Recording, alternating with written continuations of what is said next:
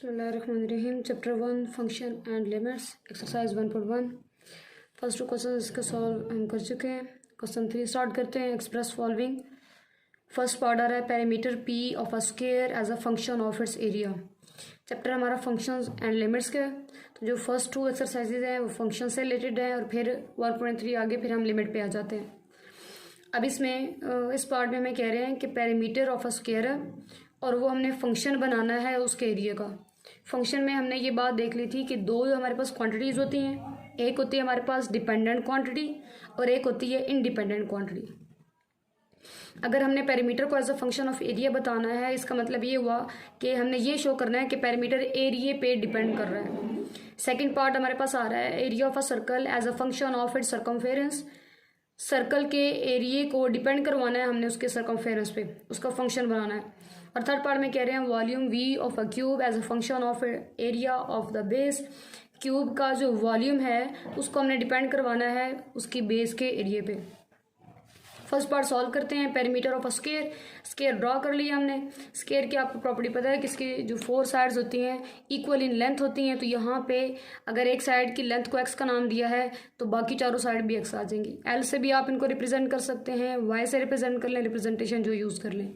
अब पेरीमीटर की बात करें, पेरीमीटर हमारे पास क्या होता है, ये जो इसकी बाउंड्री है, इसकी सारी बाउंड्री की जो लंबाई, टोटल लंबाई होती है वो पेरीमीटर होती है। अब इसकी यहाँ से अगर स्टार्ट करें तो x plus x plus x plus x, 4x is the perimeter of a square.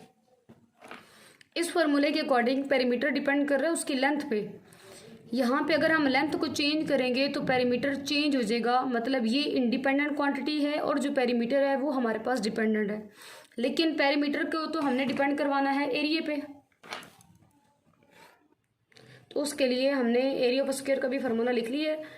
Area of square का फार्मूला हमारे पास आ रहा है length multiply by width. Length भी एक्स है, विड्थ भी एक्स है, तो x multiply by x, x square आ जाएगा। अब ये हमारे पास आ रहा है एरिया ऑफ स्क्वायर। पेरीमीटर के अंदर अगर हमने एरिया लेके आना है तो पेरीमीटर जिस पे डिपेंड करता है एक्स पे, उसकी जगह पे हमारे पास ए आना चाहिए।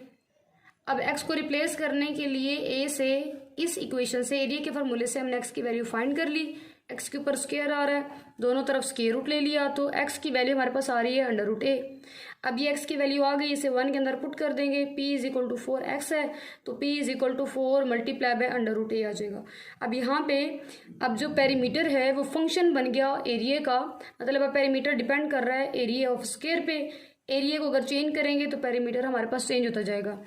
जो इंडिपेंडेंट क्वांटिटी है वो हमारी डोमेन होती है, जो डिपेंडेंट क्वांटिटी होती है वो फंक्शन के अंदर रेंज होती है। इसका मतलब है पेरीमीटर हमारी रेंज बन गए और जो एरिया है वो हमारे पास डोमेन हो जाएगी। सेकंड पार्ट हमारे पास है area of a circle as a function of its circumference.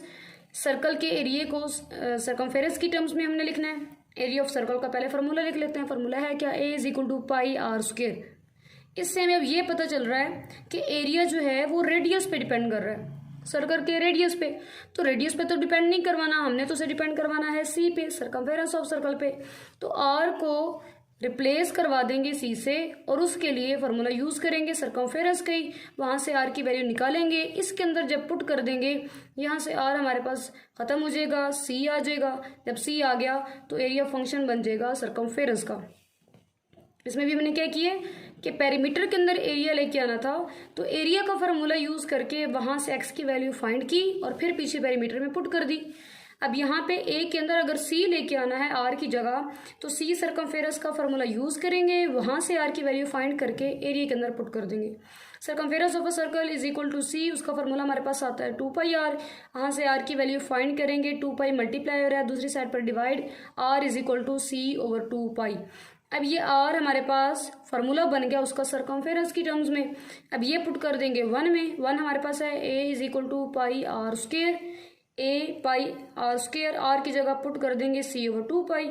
सी का भी स्क्वायर आ जाएगा, 2 का स्क्वायर 4 हो जाएगा, पाई का स्क्वायर है, एक पाई ऊपर है, नीचे उसका स्क्वायर आ रहा है, स्क्वायर के साथ एक हमारे पास पाई कैंसिल हो जाएगा, तो 1 ओवर 4 पाई सी स्क्वायर या फिर सी स्क्वायर ओवर 4 पाई।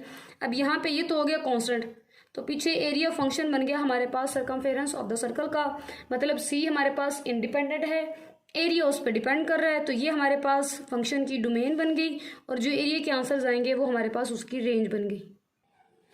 थर्ड पार्ट हमारे पास आ रहा है वॉल्यूम ऑफ अ क्यूब।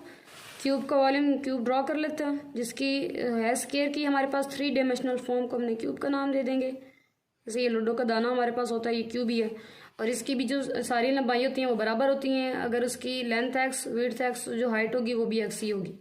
इसके वॉल्यूम को हमने एरिया की टर्म में लिखना है, तो पहले वॉल्यूम का अपना फार्मूला लिख लेते हैं कि वॉल्यूम असल में डिपेंड करता किस पे है। तो वॉल्यूम ऑफ क्यूब वी की बात करें तो length multiply width multiply by height, volume आ जाएगा x multiply by x is equal to x cube. मतलब वॉल्यूम डिपेंड कर रहा है लेंथ पे, उसकी जितनी एक साइड की लेंथ होगी, लंबाई होगी, उस पर वॉल्यूम डिपेंड कर रहा है। तो यहाँ से अब इसका मतलब एरिया का फार्मूला लगाएंगे। एरिया की टर्म्स में अगर हमने वॉल्यूम को लिखना है, एरिया का फार्मूला लगा के उसमें से एक्स फाइंड करेंगे और इसके अंदर पुट कर देंगे। अब area of its base, cube की बेस हमारे पास यहाँ पे ये नीचे आ जाएगी, तो इसकी लेंथ हमारे पास एक्स आ जाएगी, विड्थ भी हमारे पास एक्स है। तो एरिया ऑफ बेस ए की बात करूँ तो वो length multiply by width, area is equal to X multiply by x. X का स्क्वायर आ रहा है, हमें एक्स चाहिए। वॉल्यूम के अंदर एक्स को रिप्लेस करने के लिए यहाँ से हम एक्स की वैल्यू फाइंड कर लेंगे, दोनों तरफ स्क्वायर रूट ले लेते हैं, कैंसल होके X is equal to under root A put कर देंगे इसे 1 में। तो वॉल्यूम हमारे पास आ जाएगा, वहाँ पे एक्स पावर 3 है तो ये अंडर रूट ए और होल पावर 3 आ रही है। अंडर रूट ए को भी पावर में कर देते हैं, ए पावर 1/2 बाय 3, पावर दोनों मल्टीप्लाई हो जाएंगी तो 3 1 जार 3, 3/2। तो एरिया हमारे पास आ रहा है 3/2। Volume of a cube as a function of area of its base, जो वॉल्यूम है हमारे पास वो स्क्वायर की बेस के एरिया की टर्म्स में, ये उसके फंक्शन के फॉर्म में हमने इसको रिप्रेजेंट कर लिया है।